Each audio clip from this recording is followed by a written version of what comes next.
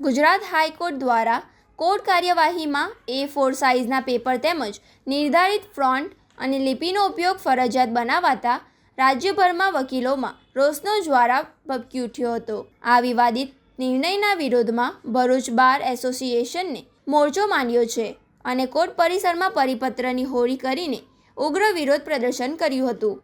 હાઈકોર્ટના નવા પરિપત્રના વિરોધમાં ભરૂચ જિલ્લામાં તમામ વકીલોએ એકસમ થઈને કોર્ટની કામગીરીથી દૂર રહેવાનો નિર્ણય કર્યો હતો।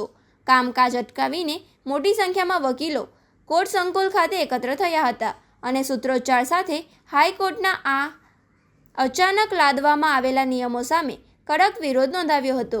વકીલો દ્વારા આક્રોશ વ્યક્ત કરતા જણાવ્યું હતું કે જામીન અરજી કે મુદ્દત અરજી જેવી તાકીદ બાબતોમાં તરત જ ટાઈપિંગ અને ચોક્કસ ફોન્ટ સેટ કરવાનું શક્ય બનતું નથી।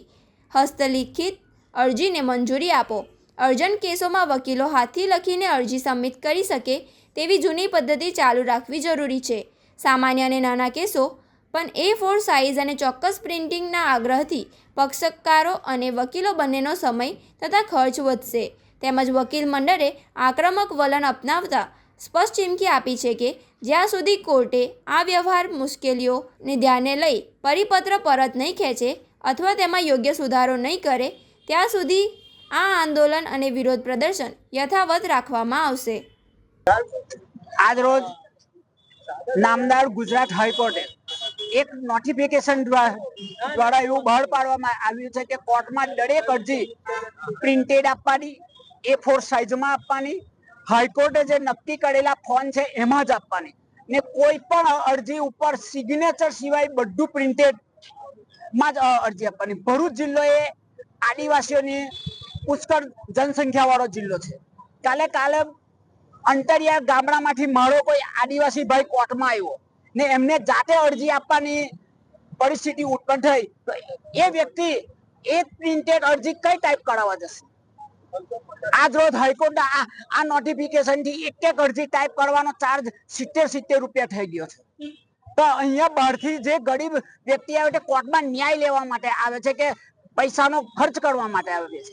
વકીલોની અમારી આજની હડતાલ એ કોઈ પોલીસ કે એમના પ્રોટેક્શન માટેની નથી। વકીલોએ આ હડતાલ પક્ષકારોના પ્રોટેક્શન માટે કરી છે। આ અમારી હડતાલથી જે કઈ ફાયદો થશે તે પક્ષકારોને થશે।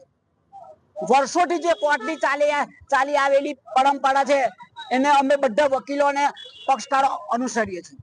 કોઈ પણ પરંપરાને તમારે તોડવી હોય તો એના માટે તમારે વકીલો કે વકીલોને વિશ્વાસમાં લેવા પડે, એમની જોડે ચર્ચા કરવી પડે કે ભાઈ આવું અમે નોટિફિકેશન બહાર પાડીએ છીએ, આનાથી શું થશે? આ તો એમને બહાર પાડી દીધું ને અમારે અનુસરવા જેવું છે।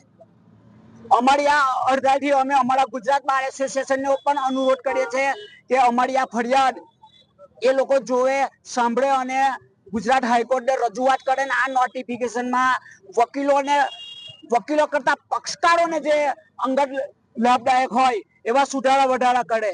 જ્યાં સુધીને આ નોટિફિકેશનમાં કોઈ પણ પ્રકારનો સુધારા વધારા કરવામાં ન આવે ત્યાં સુધી અમે વકીલો આ નોટિફિકેશનનો વિરોધ કરીશું અને કોર્ટના કામકાજથી અળગા રહીશું।